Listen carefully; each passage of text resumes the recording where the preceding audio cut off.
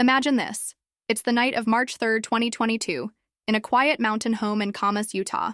Kouri Richins dials 911 in a panic. "My husband's cold at the foot of the bed," she tells the operator.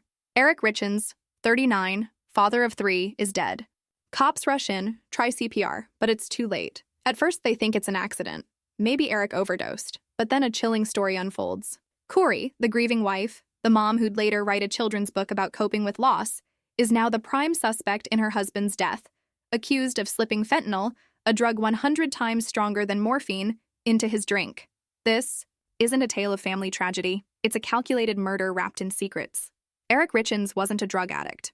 He was a successful businessman running his family's stonemasonry company. Kouri, 34, was a mom to 3 boys and a real estate dabbler. That night, she told police they were celebrating a big property deal she'd closed. She mixed Eric a Moscow Mule, vodka, lime, ginger beer, then they went to bed. She slept in her youngest son's room, woke at 3 a.m., and found Eric lifeless on the floor. But the autopsy dropped a bomb. Eric had 5 times the lethal dose of fentanyl in his system. Not medical grade, but illicit, ingested orally. How did it get there? The question hung heavy. The investigation peeled back Kouri's facade. Before Eric died, she was drowning in over $2 million of real estate debt.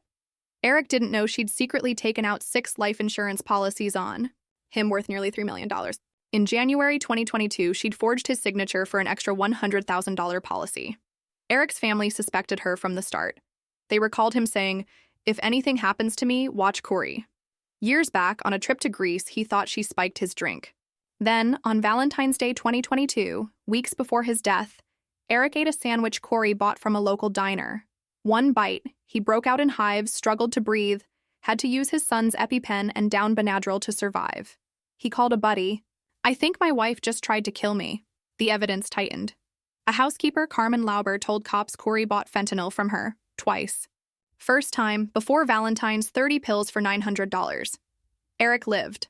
Kouri texted, "Too weak, get stronger stuff." Second time, days before his death, she scored a deadlier batch. Deleted messages, but cops recovered them. That night, March 3rd, she mixed that Moscow Mule, and Eric drank it, loaded with enough fentanyl to kill him fast, just as she'd learned. She waited till he stopped breathing, then called 911. One slip-up. Foam on Eric's mouth proved she never tried CPR, despite her story. After Eric's death, Kouri acted unfazed. She finalized the real estate deal solo, threw a wine party with friends. Then she wrote Are You With Me?, a kid's book about a boy guided by his dad from heaven, dedicated to Eric, her amazing husband.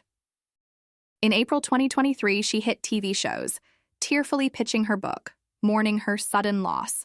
But a month later, May 2023, she was arrested. Cops found phone searches.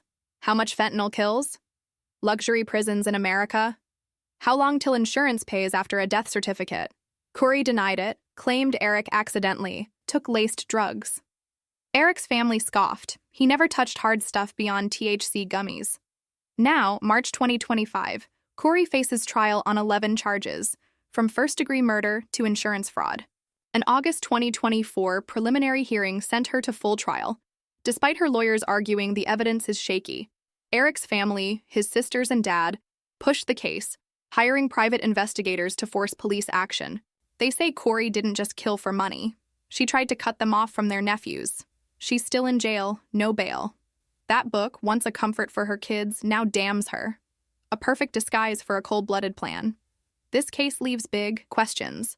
Who was Kouri really? A loving mom or a ruthless schemer? Was the fentanyl in that cocktail a fluke or Eric's endgame? Why stretch the plot over 2 poisonings? The trial ahead will decide. But for Eric's family, justice won't heal losing him. For Kouri, the cost might be life behind bars, no cocktails, no books, just the truth she can't dodge.